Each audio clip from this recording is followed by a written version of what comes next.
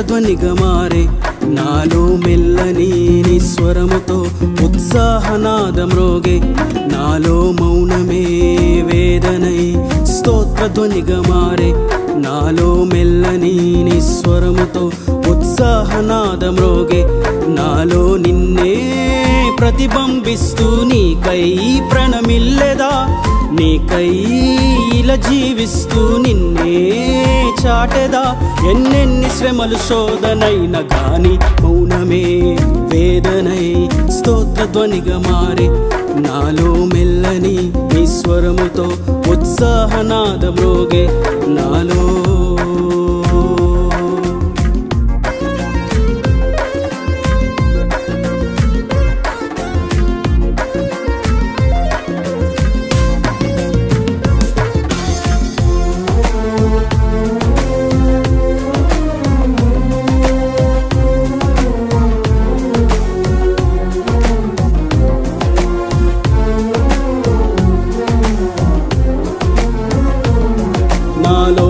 ఆత్మధ్వనులు అన్నియు సంగీత ధ్వనులుగా మారెను అవమానములతో అందలాలను ఎక్కించెను నా నిందలన్నీయు దీవెన మెట్లుగా మార్చెను తృణీకరింపబరుట గెలుపుకు తలుపాయెను నాలోని ఆత్మధ్వనులు అన్నియు సంగీత ధ్వనులుగా మారెను అవమానములతో అందలాలను ఎక్కించెను నా నిందలన్నీయు దీవెన మెట్లుగా మార్చెను తృణీకరింపబడుట గెలుపుకు తలుపాయెను నాలో నీ స్వరూప్యము కలుగుటే సంకల్పమై సమయం రానున్నది అని భయపడకు అని చెప్పిన నీ తీర్పు కొరకు వేచియుండే మౌనమే వేదనై స్తోత్రధ్వనిగా మారే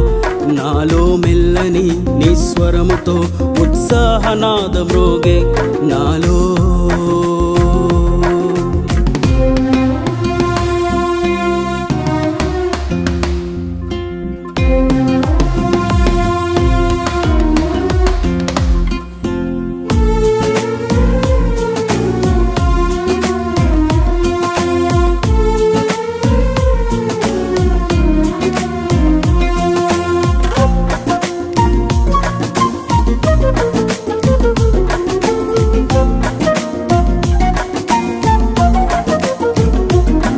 పగవారు చుట్టుకొని నిలుచుట ఆత్మీయ పాఠమని తెలిపెను దూషించు వారి ఎదుట మౌనమే హద్దాయెను కన్నీటి అలలలు అన్నియు కలకాల జ్ఞాపకంగా దాచెను బాధించు వారి ఎదుట కొమ్మును హెచ్చించెను పగవారు చుట్టుకొని నిలుచుట ఆత్మీయ పాఠమని తెలిపెను దూషించు వారి ఎదుట మౌనమే హద్దాయెను కన్నీటి అలలలు అన్నియు కలకాల జ్ఞాపకంగా దాచెను బాధించు వారి ఎదుట కొమ్మును హెచ్చించెను యేసు అను నీ నామములో కొదువలు తీర్చిన ఇదిగో నేనున్నానని నా భుజమును తట్టిన నీ రాక కొరకు వేచియుండే మౌనమే వేదనై స్తోత్రధ్వనిగా మారే నాలో మెల్లని నీ స్వరముతో ఉత్సాహనాదం రోగే నాలో మౌనమే వేదనై స్తోత్రధ్వనిగా మారే నాలో మెల్లని నీ స్వరముతో ఉత్సాహనాదం రోగే నాలో నిన్నే ప్రతిబింబిస్తూ నీకై ప్రణమిల్లెదా నీకై ఇలా జీవిస్తూ నిన్నే చాటెదా ఎన్నెన్ని శ్రమలు శోధనైన గాని మౌనమే వేదనై స్తోత్రధ్వనిగా మారే నాలో మెల్లని నీ స్వరముతో ఉత్సాహనాదం రోగే నాలో మన ప్రభువైన యేసుక్రీస్తు పరిశుద్ధ నామములో ఈ వాక్యం ఉంటున్న ప్రతి వారికి ది ఫాదర్స్ ఫెలోషిప్ తరఫున నా హృదయపూర్వకమైనటువంటి వందనాలు. దేవుడు మిమ్మను దీవించునుగాక. సాధారణంగా 100% మనం జనులను గమనించినట్లయితే వారు ఏదో ఒక రుణంలో ఇరుక్కుని ఉంటారు. అప్పులలో చిక్కుకొని ఉంటారు. ఆ వలయంలో వారు చిక్కబడి ఉంటారు. ఇంకా మనం లోతుగా ధ్యానించినట్లయితే భారతదేశంలో ఉన్నటువంటి ప్రతి ఒక్క బిడ్డ మీద అప్పు నిలిచి ఉన్నది. ఇప్పుడున్నటువంటి జనాభా మొత్తం కూడా ఆ రుణము చెల్లించడానికి సరిపోయిన వారు కాదు. ఇంకా పుట్టబోయే వారి మీద కూడా అప్పుడే పుట్టినటువంటి పసికందు మీద రుణ భారం ఉన్నది. ఇది మన భారతీయుల మీద. ఇతర దేశాల నుండి తీసుకొచ్చినటువంటి ఆ అప్పుకి రుణం పైకం చెల్లించవలసినటువంటి భారం ప్రతి క్రైస్తవుని మీద ఉన్నది. అయితే వాక్యం సెలవిస్తుంది, మనం ఎవరికి రుణస్థులము కాదు. మన ప్రభు అయిన యేసుక్రీస్తు మనలను పాపంలో నుండి విమోచించాడు. భారతీయులు మాత్రం ధనానికి రుణానికి బంధించబడిన వారుగా ఉన్నారని కాదు, కానీ ఈ భూమి మీద పుట్టినటువంటి ప్రతి జీవి పాపానికి బంధించబడి ఉన్నాడు, పాపానికి కట్టబడి ఉన్నాడు, పాపానికి దాసోహమైపోయి ఉన్నాడు. కారణం, దానికి రుణస్థులుగా మార్చబడిపోయారు. పాపం ఎంతో ఆకర్షణీయంగా పడవేయడానికి, నడిపించడానికి, ఇగో నాలోనే సంతోషం ఉన్నదని ఎంతసేపటికి ఆ పాప మార్గాన్ని చూపిస్తూ ఉంటుంది. అది మంచిదే అని అడుగు వేస్తే, అది మంచిదే అని తీసుకుంటే, ఆ మార్గంలో అడుగుపెట్టి పాల్గొంటే అది ఒక బానిసలుగా మార్చివేసి, ఇది నువ్వు కట్టేంత వరకు, ఇందులో నువ్వు చివరి సంతోషాన్ని అనుభవించేంత వరకు, నీ కన్నీరు కార్చేంత వరకు, లేదా నీ జీవితం ముగించేంత వరకు నువ్వు దీనికి రుణస్థుడివి, ఈ పని చేయవలసిందే అని దానికి దాసోహం చేపిస్తాడు అపవాది. మనం చూస్తూ ఉంటే ఆ చిన్న స్క్రీన్ అపవాది దానికి బంధించేస్తాడు మనుషుల్ని. మెడకు గొలుసు వేసి సంఖ్యలు కట్టి చేతులకి, ఇది నువ్వు చూడాల్సిందే, చూడు, ఇది చూసావా, ఇంకొకటి చూడు, ఆ తర్వాత ఇంకొకటి చూడు, అలా అన్నీ చూస్తూ ఉండు. ఎంత సమయం అయిందని చూసేసరికి గంట దాటిపోతుంది, 2 గంటలు దాటిపోతుంది. రుణభారం, పాపభారం, సాతానుకు చెల్లించాలి ఇది అనేటువంటి భావం. కానీ మన దేవుడు మనకు సెలవిస్తున్నాడు, మీ యొక్క భారాలు, మీ యొక్క రుణాలు సమస్తం నేను శిలువలో కొట్టివేశాను. ఏ రుణాలు కొట్టివేశాడు? ఈ భౌతికపరమైనటువంటి అప్పు రుణాలు కాదు, పాప రుణాలు. అపవాది ఏదైతే ఇది నువ్వు పాపం చేశావు, దీనికి నువ్వు బాధ్యుడివి అని అంటాడో వాటన్నిటికీ పరిహారం శిలువలో ప్రభువు చెల్లించి వేశాడు. ఇక మీదట వాడు మన యొద్దకు వచ్చి, ఇది నువ్వు పాపం చేసావు, ఇది నువ్వు చెల్లించాలి, దీనికి నువ్వు శిక్షను అనుభవించాలి, ఈ దోషానికి నువ్వు పరిహారం చెల్లించాలని వాడు అడగలేడు. కారణం ఏదనగా శిలువలో మన కొరకు బలియాగమైనటువంటి ప్రభు మన కొరకు విమోచన కలుగు చేశాడు. ఆ రుణపత్రాన్ని ఆ శిలువకు దిగకొట్టి మనకు విమోచన కలుగు చేశాడు, మనకు స్వాతంత్ర్యాన్ని ఇచ్చాడు, మనల్ని బానిసతో బ్రతుకుల నుండి స్వతంత్రులుగా మార్చివేశాడు. మనం జాగ్రత్తగా గమనించినట్టయితే బైబిల్ గ్రంథంలో ప్రతి క్రైస్తవుని మీద 2 రకాలైనటువంటి రుణాలు ఉన్నాయి, 2 రకాలైనటువంటి అప్పుల భారం ఉన్నది.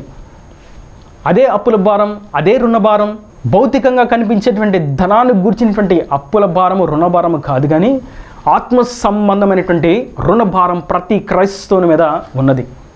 దీనిని మనం బైబిల్ గ్రంథంలో చూసినట్లయితే 1వ అధ్యాయం రోమిలకు రాసినటువంటి పత్రికలో 14వ వచనంలో చూస్తాం, గ్రీసు దేశస్థులు కాని వారికిని, జ్ఞానులకును మూఢులకును నేను రుణస్థుడను. ఇదేంటి? ఆయన ఎవరి దగ్గర అప్పు చేశాడు? గ్రీసు దేశస్థుల దగ్గర అప్పు చేశాడా, లేదా గ్రీసు దేశస్థులు కాని వారి దగ్గర అప్పు తీసుకున్నాడా అంటే కానే కాదు. వారెవరికి ఏ అప్పు తీసుకోలేదు, వారెవరి దగ్గర ఏ అప్పు తీసుకోలేదు, కానీ వారికి రుణస్థుడిగా మార్చబడ్డాడు. ఏ రుణం? ఈ రుణాన్ని మనం చూసినట్లయితే క్రింద చూస్తాం, కాగా నా వలననెంత మట్టుకు రోమాలోను మీకును సువార్త ప్రకటించుటకు సిద్ధముగా ఉన్నాను. ఇది సువార్త అనేటువంటి అప్పు. మనకొక అప్పు ఉంది, మనకొక అచ్చి ఉంది, మనకొక రుణ భారం ఉన్నది. ఏమని? సువార్త అందిన వారికి మనం సువార్త చెప్పాలి. వారి దగ్గర మనం అప్పు తీసుకున్నాం. దేవుడు చెప్తున్నాడు, ఆ అప్పు రుణస్సును నీ వెళ్ళి ఆ అప్పును చెల్లించు. క్రీస్తుని ఎరుగని వారు, పాపంలో నిలిచిన వారు, నరకానికి పాత్రలుగా మార్చబడుతున్న వారు, ఉగ్రతాపాత్రులకు ఇక ముందడుగు నేనే ఉన్నాను, పాపంలో మొట్టమొదట నేనే నరకంలో త్రోయబడతానటువంటి స్థితిలో ఉన్నవారికి నీవు సువార్తను అందించాలి. ఇది మన మీద ఉన్నటువంటి రుణ భారం. మనకే రుణం లేదు, అప్పు చేయకుండా ఉన్నాం, ప్రతి అప్పును చెల్లించేసాం, ఇక మనం స్వతంత్రులము, ఇక మనకే రుణభారం లేదు, మనం ఎవరికి అచ్చిలేము అని అనుకుంటే వాక్యం సెలవిస్తుంది, సువార్త అనేటువంటి అచ్చి నీవు ఉన్నావు, సువార్త అనేటువంటి రుణభారం నీవు కలిగి ఉన్నావు. ఈ రుణభారం సిలువలో మనకి విమోచించబడాల, సిలువ ద్వారా మనకు అనుగ్రహించబడినది. ఇది కష్టానికి, బాధకు, వేదనకు సంబంధమైనది కాదు, ఆత్మల రక్షణకు సంబంధమైనది. నశించిపోతున్న ఆత్మను నువ్వు సంపాదించుకోవాలి. ఈ రుణభారం చేత వారిని సంపాదించుకోవాలి. నశించిపోతున్న నరకానికి పాత్రలవుతున్నటువంటి ఆ జనులను స్వార్థ చెప్పి దేవుని వైపు త్రిప్పగలగాలి. చీకటి అంధకారమైనటువంటి మార్గంలో నిలిచిన వారికి దేవుని యొక్క తేజస్సును, వెలుగును, సత్యమును వారికి తెలియచేయాలి. ఇది మనకు అనుగ్రహించబడినటువంటి రుణభారం. స్వార్థ చెప్పవలసినటువంటి భారం ప్రతి క్రైస్తవుని మీద ఉన్నది. ఈ రుణం మనం నిశ్చయంగా చెల్లించవలసిన వారమై ఉన్నాము. మేము ఇతరుల దేశాలకు వెళ్ళలేము, మేము ఇతర ప్రాంతాలకు వెళ్ళలేము, మేము ఇతర జనాంగంలోకి, ఇతర జాతుల్లోకి మేము వెళ్ళలేము, మాకు ఆ భాష రాదు, మాకు ఆ యొక్క విధి విధానాలు తెలియదు అంటే కనీసం మీ కుటుంబ సభ్యులకు నువ్వు సువార్త చెప్పవలసినటువంటి రుణభారం మీ మీద ఉన్నది. మీ బంధువులకు నువ్వు తెలియచేయవలసినటువంటి రుణభారం మీ మీద ఉన్నది. మీ స్నేహితులకు, స్నేహితురాండ్రకు సువార్త ప్రకటించవలసినటువంటి రుణభారం మీ మీద ఉన్నది. మనందరి మీద సువార్త భారం ఉన్నది. ఈ సువార్త వివరించడానికి, అందించడానికి మన దగ్గర ఏముందని ఏదన్నా సంపాదించి కూడగట్టుకొని చేస్తున్నామా అంటే కాదు. ఇది సువార్త భారం. సువార్తను అందించాలని ప్రభువు తెలియచేసినటువంటి రుణభారం. ఈ వాక్య వినుట చేత, సువార్త అందించుట చేత ఆయన వైపుకు త్రిప్పబడతారని ఆశ. ఉచితంగా ఆయన యొద్ద నుండి సువార్తను పొందుకున్నాం. ఇది మాకు ఉచితంగా వచ్చిందే కానీ మేము మీకు రుణస్థులం. మీ మీద మాకు రుణభారం ఉన్నది కనుక, మేము మీకు అచ్చి ఉన్నాం కనుక, ఈ అచ్చిని చెల్లించడానికి ఇలా మీ యొద్దకు సువార్తను, వాక్యమును ఈ టెలివిజన్ ద్వారా, ఈ యొక్క బ్రాడ్కాస్ట్ ద్వారా, సోషల్ మీడియా ద్వారా ప్రభు అనుగ్రహించి ఉన్నాడు. దానిలో మేము మీ కొరకు పాలిభాగస్తులంగా నిలిచి ఉన్నాం. ఈ రుణభారం చెల్లించడానికే. ఏమిటి మేము చెల్లించాల్సింది? మీకు సువార్తను ప్రకటించుటే, సువార్తను మనం ఆయనను గురించి జనులకు తెలియచేటే. ఇదే మన రుణభారం. మనం చాలా చోట్ల గమనిస్తున్నట్లయితే సువార్త ప్రభువుని గురించి ప్రకటించబడట్లా. నేటి దినాన్ని మనం చూస్తే ప్రభువుని గురించి సువార్త ప్రకటించబడట్లేదు. వారిని గురించి, వారి యొక్క కుటుంబీకులను గురించి, వారి యొక్క బిడ్డలను గురించి, వారి ఆస్తుపాస్తులను గురించి, వారి యొక్క ఉద్దేశాలను గురించి, వారి యొక్క క్రమాల గురించి, వారిదైనటువంటి శైలిలో వారిని గురించి సువార్త ప్రకటించుకుంటున్నారు.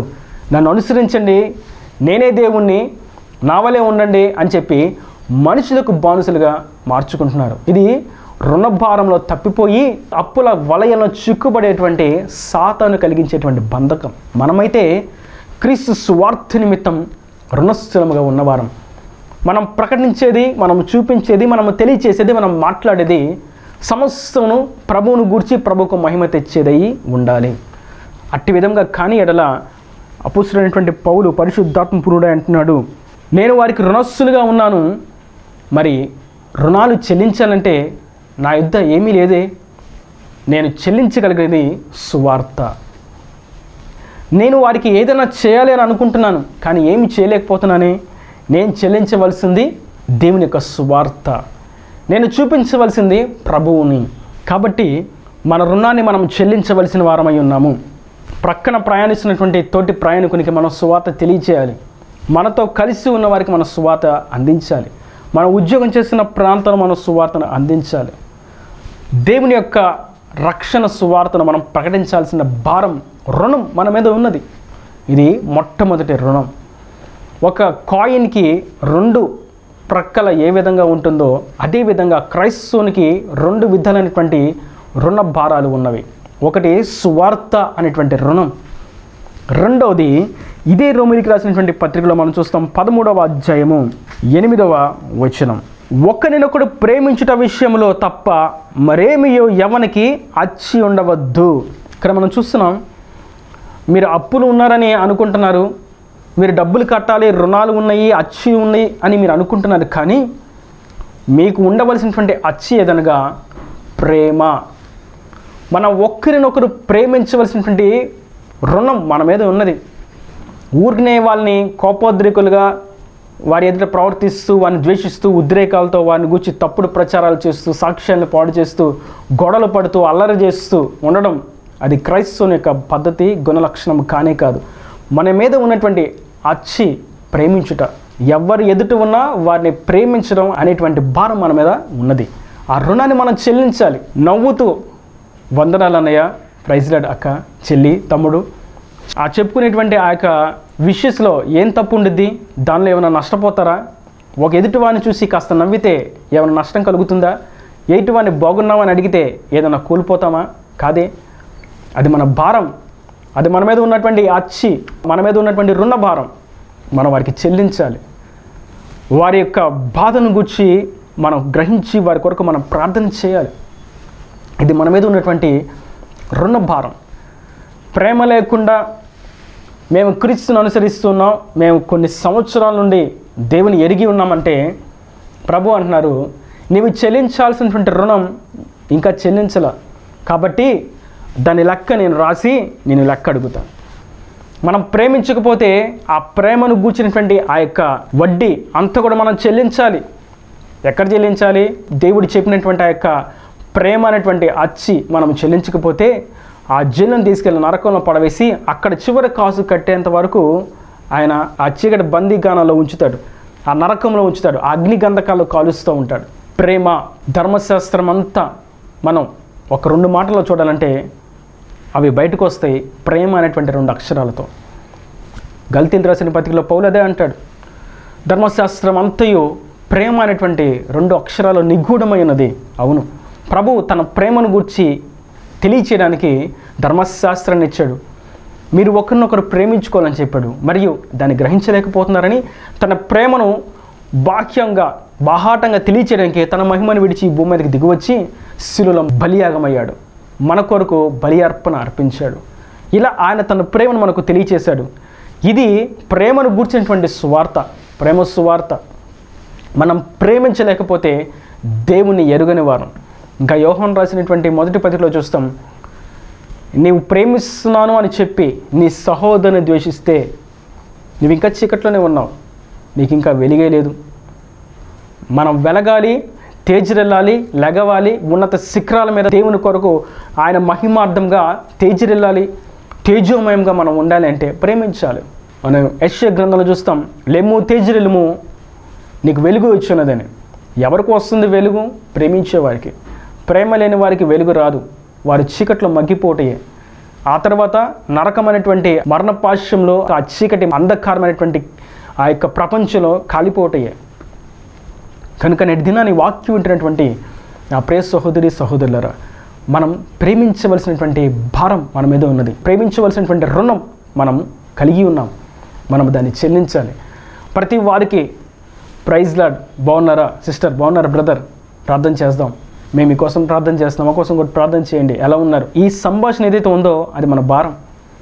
ప్రేమ ఎదుటివానికి హాని చేయకుండా ఉండేటువంటి ప్రేమ. ప్రేమ అంటే మరొక అర్థం మనం గమనించాలి. ఎదుటివారి యొక్క మేలు కోరుకుంటున్నాం అని మటుకు కాదు, ఎదుటివారికి హాని చేయకుండా ఉండడమే ప్రేమ. మరి అలా అయితే ఇతర దేశాలను మనం ప్రేమించట్లేదా? మన బంధువులనే మనం ప్రేమిస్తున్నామా? ఎందుకంటే వారికి మనదైనటువంటి శైలిలో మనం తోడ్పాటుగా ఉంటున్నాం, వారికి సహాయం చేస్తున్నాం కాబట్టి మన బంధువులనే మనం ప్రేమిస్తున్నామా? ఇతర దేశాలను, ఇతర జాతులను మనం ప్రేమించట్లేదా? అట్లనే రాదు. ఎవరి కోసమైతే మనం ప్రార్థన చేస్తున్నామో, ఎవరికైతే మనం హాని కలిగించకుండా ఉంటున్నామో అదే ప్రేమ. మనం అందరినీ ప్రేమిస్తున్నాము అనడానికి ఎవరికి మనం హాని చేయకుండా ఉండడమే ఒక నిదర్శనం. ఈ భారం మన మీద ఉన్నది. మీ తోటి వారిని ప్రేమించవలసినటువంటి భారం మీ మీద ఉన్నది. భార్య భర్తలను, తల్లిదండ్రుల బిడ్డలను, బిడ్డల తల్లిదండ్రులను, సంఘ సహవాసులు, సంఘ సహోదరులను, సహోదరులను ప్రేమించవలసిన వారైనారు. సంఘ పెద్దలు ఇతర సంఘ పెద్దలను, ఈ సహవాసంలో ఉన్నవారు మరొక సహవాసంలో ఉన్నవారిని, ప్రతి సంఘస్థులు ప్రతి సంఘాన్ని ప్రేమించబద్దులు ఉన్నారు. ప్రతి సేవకుడు మరొక సేవకుని ప్రేమించ భారం కలిగిన వారై ఉన్నారు. ఒకవేళ దేవుని చేత అభిషేకించబడినటువంటి ఇద్దరు సేవకుల్లో ఒక సేవకుడు మరొక సేవకుని ప్రేమించకపోతే భారం, అప్పు, అచ్చి అలాగే ఉన్నది. దానిని గూర్చినటువంటి లెక్క ఆయన తీస్తాడు, అడుగుతాడు. ఇంకా మాట్లాడితే నువ్వు అసలు క్రీస్తుని ఎరగలేదు, క్రీస్తుని గురించి నువ్వేం సేవ చేస్తావు అని ప్రభు అడుగుతాడు. ఆ దినమున ఆయన యుద్ధం నిలబడితే అసలు నిన్ను ఎప్పుడు నేను చూడలేదే, నేను ఎరుగును అంటాడు ఆయన. అక్రమం చేయవాళ్ళ నా యొద్ద నుండి వెళ్ళిపోండి అంటాడు. కనుక మనం ఈ రుణ భారాన్ని జాగ్రత్తగా గుర్తించిన వారంగా ప్రతి వారిని ప్రేమిస్తూ ఐక్యతతో సమాధానంగా మనం ముందుకు సాగవలసిన వారమై ఉన్నాం. ఉద్యోగం చేస్తున్న ప్రతి ఒక్క తోటి ఉద్యోగిని ప్రేమించాలి. ఇది లోక సంబంధమైనటువంటి ప్రేమ కాదు, హాని కలిగించకుండా వారి మేలును కోరుకునేటువంటి ప్రేమ. ఇది ఆత్మ సంబంధమైనటువంటి దేవుడు తెలియచేసినటువంటి ప్రేమ. ఆయన శిలువలో మరణిస్తూ మీ మీదకి శిక్ష రావాలని ఆయన కోరుకోలేదు, క్షమించబడాలని ఆయన కోరుకున్నాడు. అదే ఆయన ప్రేమ. హాని కలిగిస్తున్న వారికి సైతం హాని కలగకూడదు అని కోరుకోవడమే నిజమైన ప్రేమ. ఇది క్రైస్తవుడు ఈ లోకంలో చూపించగలిగినటువంటి సత్యమైనటువంటి ప్రేమ. మతోన్మాదులు మనకి హాని కలిగిస్తూ ప్రాణాలు తీయడానికి అపహరించడానికి ఎదురుగా వచ్చినప్పటికీ వారికి మేలు చేయడానికి మనం ప్రయత్నించడమే మనం చూపించేటువంటి నిజమైన ప్రేమ. మల్కు అనేటువంటి సైన్యాధ్యక్షుడు, రోమా సైన్యంలో ఉన్నటువంటి వ్యక్తి ప్రభును పట్టుకోవడానికి వస్తే పేతురు తన కత్తిని తీసి అతని మీద దాడి చేసినప్పుడు అతని చెవు తెగిపోతే ప్రభు అతని చెవిని అతనికి అతికించి అతనికి ఆరోగ్యాన్ని కలుగు చేసి సంతోషాన్ని ఇచ్చాడు. ఇంటికి అతను ఏం చేశాడు? ప్రభువుకి సంఖ్యలతో కట్టి చెరసాలకు తీసుకుని వెళ్ళాడు. మనకి హాని చేయడానికి వచ్చిన వారికి సైతం మనం మేలు చేయడమే నిజమైనటువంటి ప్రేమ. ఇది మన మీద ఉన్నటువంటి అచ్చి, ఇది మనము చెల్లించవలసినటువంటి రుణ భారం. రుణం మన మీద ఉన్నది. ఏ జాతి అయినా, ఏ మతమైనా, ఏ కులమైనా, ఏ దేశమైనా, ఏ వాసి అయినా, ఎవరినైనా మనం ప్రేమించవలసిన వారమై ఉన్నాం. ఈ ఆత్మీయ మెట్టులకు మనం వచ్చిన వారంగా ప్రతి చోట మనం ఈ రుణమును చెల్లిస్తున్నామా లేదా మనం ఇంకా వారికి అప్పున్నామన్న సంగతిని మనం ధ్యానిస్తూ గమనిస్తూ ఆత్మీయ స్పృహ కలిగిన వారంగా ముందుకు సాగవలసిన వారమై ఉన్నాం. ప్రభు అంటున్నారు, నేను మీకు చెల్లించాలి అనుకున్న మీ మీద ఉన్నటువంటి రుణభారం, పాపభారం తొలగించి వేయాలని అనుకున్నా, మరియు ఏదైతే మీకు చూపించాలి నా మీద ఉందో ఆ యొక్క అచ్చి, ఆ యొక్క రుణం ఏదైతే ఉందో దాన్ని మొత్తం మీ కొరకు చెల్లించేశాను నేను సిలువలో మరణించి. తన స్నేహితుడి కొరకు ప్రాణం పెట్టువానికంటే అత్యధికంగా ప్రేమించేవాడు ఎవడు లేడు. ప్రభు మనల్ని ప్రేమించి సిలువలో తన ప్రాణాన్ని ఆయన పెట్టాడు. ఆయన రుణమంతా చెల్లించేశాడు. చివరి కాసు వరకు మనకి ఏ భారం లేకుండా మొత్తం చెల్లించి వేశాడు. అది పాపభారము మరియు ప్రేమ సువార్త అనేటువంటి ఆ యొక్క రుణాలు మొత్తం ఆయన చెల్లించి వేశాడు. ఇప్పుడు మనకు చెప్తున్నాడు ఆయన, మీరు సువార్త అనేటువంటి రుణమును, అప్పును మీరు కలిగి ఉన్నారు. ప్రేమ అనేటువంటి రుణమును, అప్పును మీరు కలిగి ఉన్నారు. వాటిని మీరు ప్రతి వారికి చెల్లించండి. ఇది నేను చూపిస్తున్నా, నేను తెలియచేసినటువంటి సత్య మార్గం, ప్రేమ మార్గం. ఇందులో మనం నడిచిన వారంగా, ఇందులో మనం అడుగుపెట్టిన వారంగా, ఆత్మీయతలో ఉన్నత మెట్టుకు ఎక్కిన వారంగా, అనేకులకు ఆశీర్వాదకరంగా మార్చబడిన వారంగా, క్రీస్తుకు స్వారూప్యంగా ఆయనను గూర్చి తెలియచేసేటువంటి పత్రికలుగా మనం మార్చబడదుముగాక. ఈయన దేవుని మాటల ప్రతి వాని హృదయంలో నీరుకట్టు ఫలింపు చేయనుగాక. ఆమెన్. God bless you. తలలో వంచి కన్నులు మూసినట్లయితే మీ కొరకు చిన్న ప్రార్థన. ప్రేమ స్వరూపి, కరుణ కటాక్షం గల తండ్రి, నా ప్రభువా, వాక్యమైన ప్రతి వారిని మీరు నిండాలుగా దీవించండి, ఆశీర్వదించండి. నా తండ్రి, మా మీద ఉన్నటువంటి రుణమును గురించి మీరు ఎంతో తేటగా తెలియజేశారు. సువార్త మరియు ప్రేమ అనేటువంటి రుణాలు మా మీద ఉన్నాయని, ఆ అచ్చి మేము చెల్లించాలని మీరు ఎంతో తేటగా తెలియజేసిన విధానాన్ని బట్టి నీకు స్తోత్రం. వాక్యం ప్రతి వారు కూడా సువార్తను అందించుటకు, ప్రతి వారిని ప్రేమించుటకు వెంటనే అడుగు ముందుకు పోయినట్లుగా కృప దయచేయండి. ఇంకా వారి ప్రతి అవసరతను అక్కరును నీ మహిమశలో తీర్చండి. ఈ సత్య వాక్యమును సాతాను ఏమాత్రం దొంగిలించకుండా వారి హృదయం అనేటువంటి పలకల మీద మీరు ముద్రించండి, నాటండి, ప్రతిఫలింపచేయండి. ఇంకను ఈ పరిచయను దీవించండి, ఈ టీవీ ఛానల్ వారిని దీవించండి. ఈ పరిచయ కొరకు మీరు ఏర్పరచుకున్నటువంటి ప్రతి బిడ్డను మీరు ఆశీర్వదించి వారు అక్కడి తెచ్చి నిండాలుగా దీవించమని, రాకడ రాజ్యాన్ని మమ్మల్ని సిద్ధపరచమని యేసు పరిశుద్ధ నామమున ప్రార్థించి వేడుకుంటున్నాను తండ్రి. Amen, amen. Praise the Lord. మన ప్రభువైన యేసుక్రీస్తు నామములో మీ అందరికీ నా హృదయపూర్వకమైనటువంటి వందనాలు. మరి దేవుని కృపను బట్టి ఒక పాటల ఆల్బమ్ను దేవుడు అనుగ్రహించారు. మీరు ది ఫారెస్ట్ ఫెలోషిప్ అని మీరు యూట్యూబ్లో టైప్ చేసినప్పుడు, లేదా ఆల్బమ్ పేరు కృపా కిరీటం అని మీరు టైప్ చేసినప్పుడు మీకు ఆ పాటలు అందించబడతాయి. వాటిని మీరు విని దైవ ఆశీర్వాదాలు పొందండి. ఎంతో ఆత్మీయమైనటువంటి సంగీతంతో, ఆత్మీయమైనటువంటి రచనతో దేవుడు అనుగ్రహించి ఉన్నారు. మరియు మరిన్ని వాక్య సందేశాల కొరకు మీరు ఛానల్ని ఫాలో అవుతుండండి, వాక్యాలు వింటుండండి, దైవ ఆశీర్వాదాలు పొందండి. దేవుడు మిమ్మల్ని దీవించును గాక. God bless you.